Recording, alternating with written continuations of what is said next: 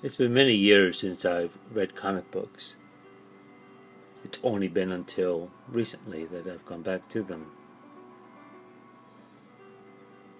Various circumstances have led to that. I've been enjoying watching the videos on YouTube where you're very passionate readers of the genre. And that has contributed significantly to or at least to me returning to them again. Since Saturday, I've acquired quite a few books, either by the mail or through the bookstores. Here are just some of the ones I acquired. Metal Hurlant number 1, which was a 14-issue series in the early 2000s. I didn't know about it until I began just browsing through the internet. I read heavy metal when I was younger. It changed my view of comic books significantly. But to be fair, I started reading comics around the same time I started reading heavy metal. That's another story, how that happened. I think this is an attempt, or at least was an attempt, to reintroduce the series to a new generation. I don't think they were successful because I don't know anybody who reads heavy metal magazine. And when I was younger, I think I was the only one who did read it. None of my friends did, or acquaintances who read comics. In part because they weren't allowed to. And I don't think they were that interested in it, actually.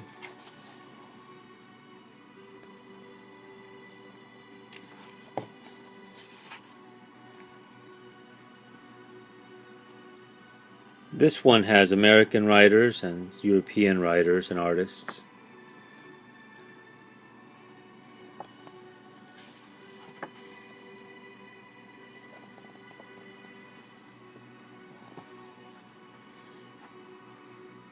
Notably, the Chilean writer Alejandro Jodorowsky, known for El Topo, the Supreme, director and writer of El Topo, the surreal film, the surreal Western film. Issue number 1, 2, 3, 4, 5, 6, 7. Oh, Fragile is a zombie story by Stefano Raphael. Good work. I've read this before, and I think it's excerpted throughout through these issues. Early 2000s. 8, 9, 10, 11, 12, 13, and the last issue, 14. Again, I haven't read these. I was curious about them since I enjoyed very much, and I have many of the 70s and 80s heavy metals, which are the ones I highly recommend. But looking through these, I don't see the artists and writers that captivated me from that magazine, like Guido Kripax, Liberatore, Milo Manara, and Mobius.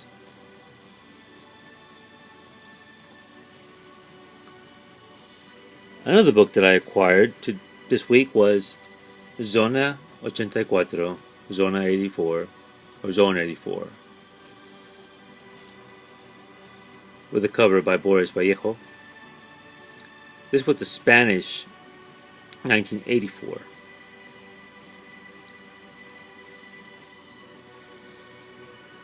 I don't know how many issues it ran, but certainly I couldn't say no to this. No man could.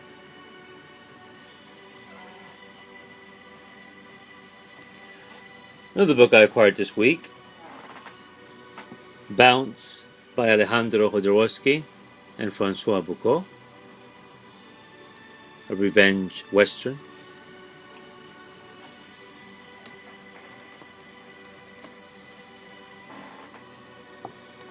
Monster Men, Bureiko Lullaby by Takashi Nemoto.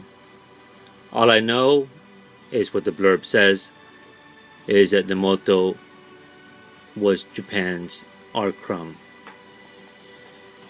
And looking through the book, it appears to be wonderfully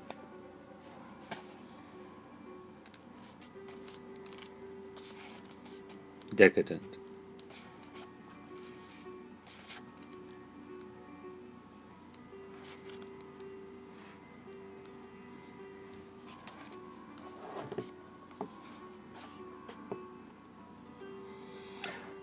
On Saturday, Free Comic Book Day, I took advantage of the sales, and among some of the books about were Alex and Ada, trade paperback, Volume 1.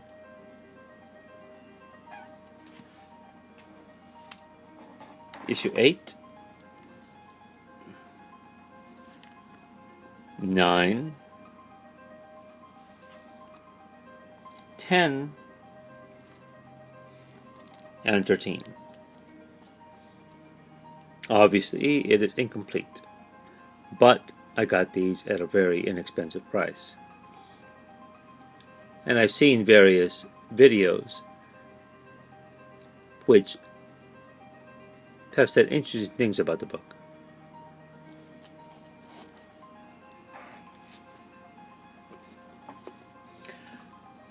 These books I also got this week in the mail. Brian Bendis' Goldfish, a hardback collected edition, Jinx, and Torso. Years ago, I acquired many of the trade paperbacks of his run on Daredevil. I had stopped reading comics 20-some years ago, but I saw those and they were inexpensive, and I bought them and put them in my bookshelf, where they sat for a while until one day I decided to pull them out and read them, and I enjoyed them very much.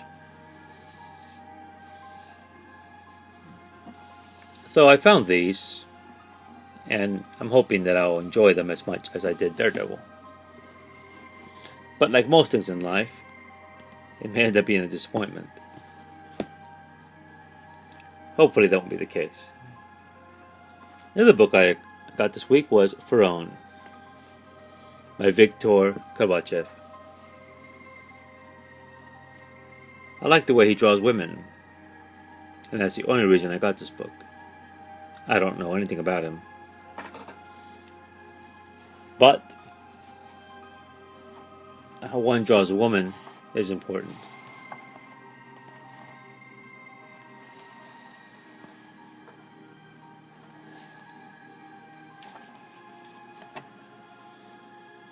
It's like a rather violent book, but that seems to be the norm since 2000s in books. I guess maybe even since the 90s, I don't know.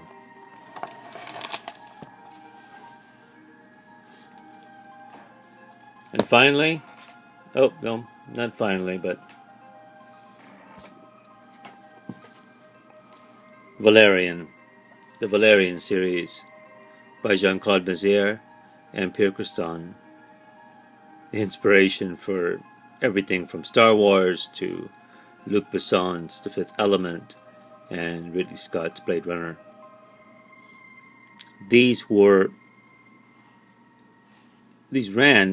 Some of these issues ran in Heavy Metal magazine in the 80s.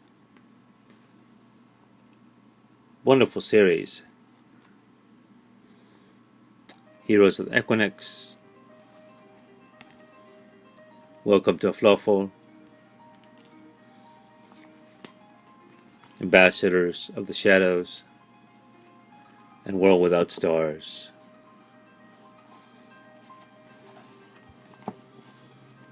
Time travel, space opera, wonderfully inventive stories.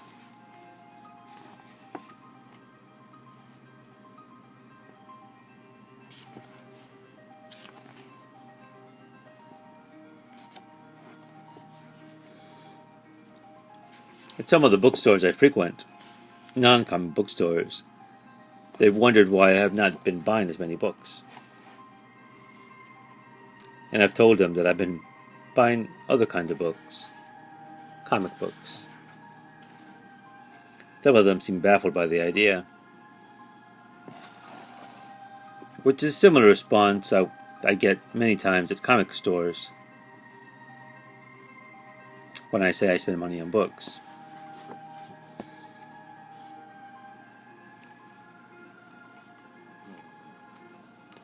It's interesting how, by genre, people segregate themselves, missing out on wonderful stories. But I did get 2 novels this week. Haruki Murakami's IQ 84, and although I already have 1 or 2 editions of The Hunchback of Notre Dame by Hugo, this one looked really nice. Certainly with a nice dust jacket is hard to find.